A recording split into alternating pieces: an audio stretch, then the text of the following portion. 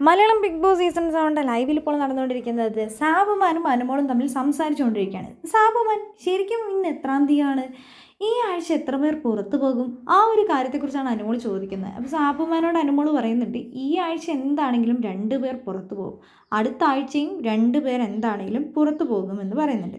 അങ്ങനെ അനുമോൾ അവിടെ നിന്ന് എഴുന്നേറ്റ് പോവുകയാണ്. അതിനുശേഷം അക്ബറും ആര്യനും ഒക്കെ സംസാരിക്കുന്നുണ്ട്. ഇന്ന് ഏതാ ദിവസം, ഇന്ന് എത്ര പെട്ടെന്ന് ആ ദിവസങ്ങൾ പോയി, നാളെ വെള്ളിയാഴ്ചയാണോ എന്നൊക്കെ ചോദിക്കുന്നുണ്ട്. നമ്മൾ കാണുന്നത് എന്താണെങ്കിലും വെള്ളിയാഴ്ചത്തെ എപ്പിസോഡാണ്.